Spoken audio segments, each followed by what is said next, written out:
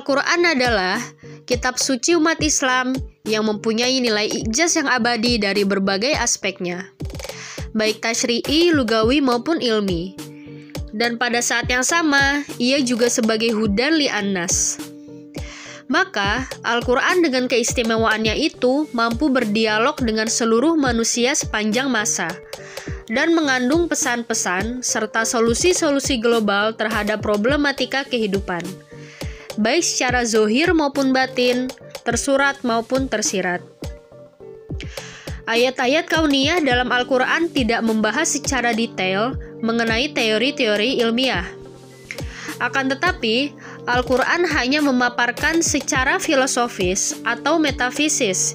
Yakini, ada kalanya memberikan prinsip-prinsip umum dalam pengkajian ilmiah, atau memberikan motivasi yang kuat bagi pengembangan sains. Bahkan dari ayat tersebut, kebanyakan hanya berupa isyarat. Karena kurang lebih dari 750 ayat kauniyah, salah satu ayat yang menarik untuk diteliti adalah fenomena Al-Barq dan As-Saiqoh, yang keduanya disebutkan di dalam Al-Quran surah Al-Baqarah ayat 9. Bagaimana makna Al-Barq dan As-Saiqoh menurut tafsir, dan bagaimana hubungannya tentang manfaat dan bahaya dari Al-Barq dan As-Saiqoh dengan teori sains modern. Al-Quran surah Al-Baqarah ayat 19. A'udzu billahi minasy syaithanir rajim. Bismillahirrahmanirrahim. Au kasayyibim minas samaa'i fihi zulumatun wa ra'dun wa barq yaj'aluna asabi'ahum fi adhanihim minas sawa'iqi hadaral maut wallahu muhitum bil kafirin.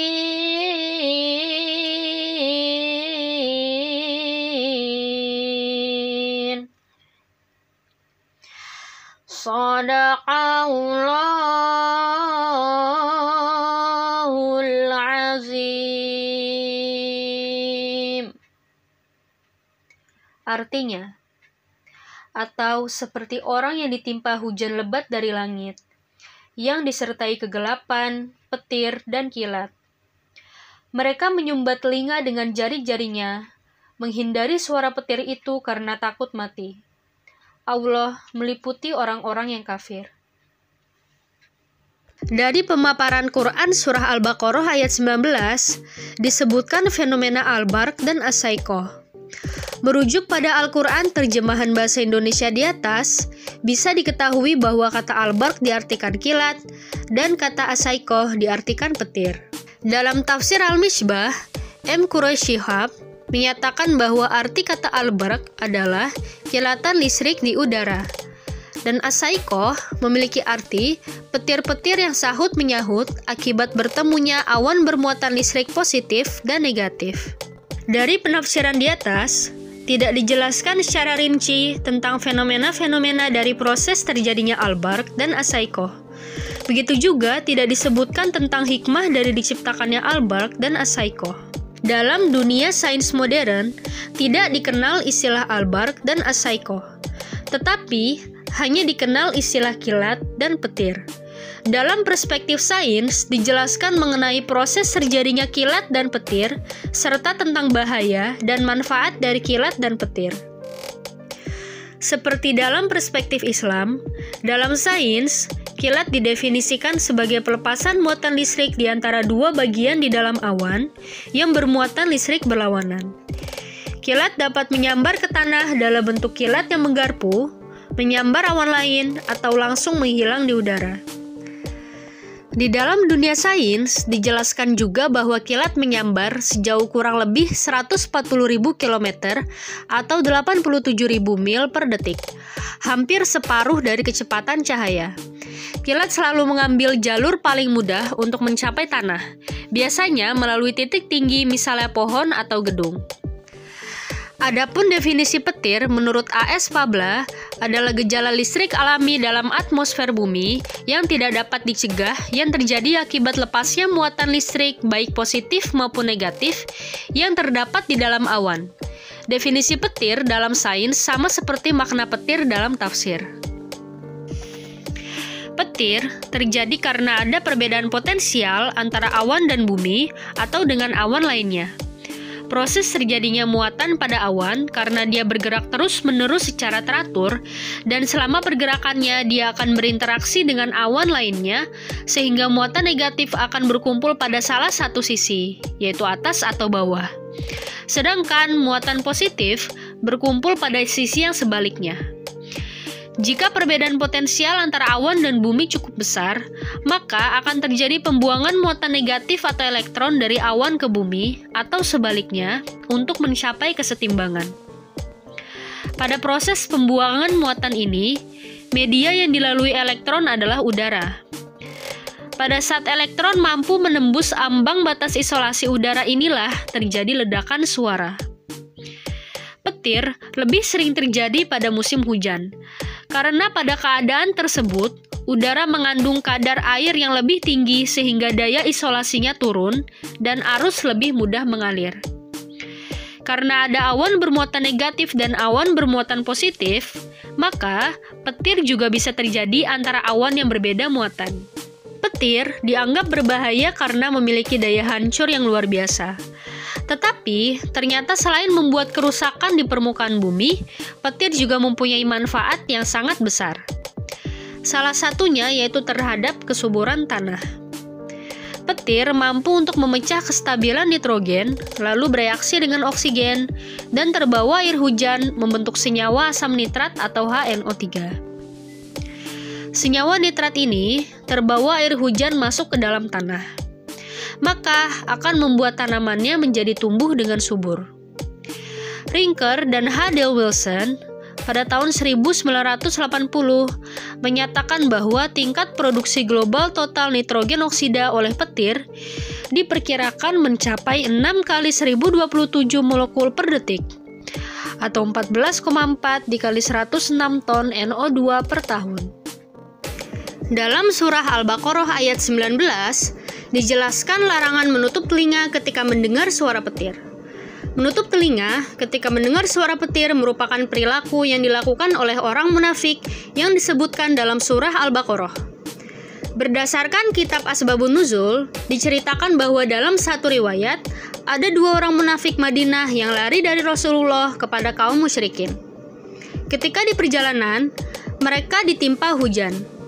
Hujan tersebut diiringi oleh gemuruh petir yang dahsyat. Setiap kali ada petir, mereka menutup telinganya dengan jari-jari mereka. Mereka takut suara gemuruh petir tersebut memekakan telinga dan membuat mereka mati. Keesokan harinya, mereka menghadap Rasulullah dan menyerahkan diri masuk Islam dengan sebaik-baiknya. Allah mengumpamakan kejadian kedua orang munafik ini kepada kaum munafikin lainnya yang ada di Madinah. Apabila mereka menghadiri majelis Rasulullah Shallallahu Alaihi Wasallam, mereka menutup telinganya dengan jari mereka karena takut terkena sabda Rasulullah Shallallahu Alaihi Wasallam yang akan menerangkan perkara tentang mereka. Kaum munafikin Madinah takut kalau Rasulullah Shallallahu Alaihi Wasallam membongkar rahasia mereka, dan mereka juga takut terpengaruh dengan ajaran Rasulullah Shallallahu Alaihi Wasallam. Adab yang diajarkan Rasulullah Shallallahu Alaihi Wasallam ketika mendengar suara gemuruh petir adalah dengan membaca doa, yaitu sebagai berikut: Subhanalladzi yusabbihur ra'du bihamdihi wal malaikatu min khifatih. Artinya, Maha suci Allah yang petir bertasbih dengan memuji kepadanya, dan para malaikat takut kepadanya. Al-Quran, sesuai dengan tabiatnya, tak memberikan perincian yang banyak tentang hakikat fenomena-fenomena semesta dan penyebabnya. Namun, menjadikannya sebagai media untuk menyambungkan hati manusia dengan wujud dan pencipta wujud ini. Karenanya, di sini Al-Quran menjelaskan bahwa salah satu ayat Allah memperlihatkan kepada mereka tentang kilat, yaitu untuk menimbulkan ketakutan dan juga harapan. Keduanya merupakan perasaan fitrah yang mengalir dalam jiwa manusia ketika melihat fenomena itu. Perasaan takut terhadap sengatan kilat yang terkadang membakar manusia dan benda-benda ketika terjadi kilat tersebut, atau ketakutan misterius ketika melihat kilat, dan perasaan yang timbul dalam diri berupa perasaan adanya ketakutan yang menggerakkan kerangka semesta yang besar ini. Juga perasaan harapan mendapatkan kebaikan dari hujan yang mengiringi kilat tersebut. Mudarat dari adanya kilat dan petir adalah fenomena kelistrikan alam yang jika terkena atau tersambar akan mengakibatkan kerusakan bahkan kematian pada makhluk hidup. Kekuatan petir sangat luar biasa, dan karakteristiknya dapat menimbulkan efek-efek kerugian yang sangat besar. Manfaatnya dapat membuat tanaman menjadi subur karena adanya kestabilan nitrogen yang memecah dan berelasi dengan oksigen. Secara garis besar, maka dapat dikatakan bahwa menurut tafsir Al-Baqarah ayat 19 dan perspektif sains, fenomena ini sejalan. Dikarenakan, sebenarnya di balik adanya fenomena petir dan kilat yang menakutkan dan mengerikan, ada dampak positif atau manfaat dari guntur dan kilat tersebut seperti yang sudah dipaparkan sebelumnya. Oleh sebab itu, kita harus mensyukuri segala nikmat yang telah Allah Subhanahu wa Ta'ala berikan, karena sebenarnya di balik mudarat pasti ada hikmah yang dapat kita ambil untuk dimanfaatkan.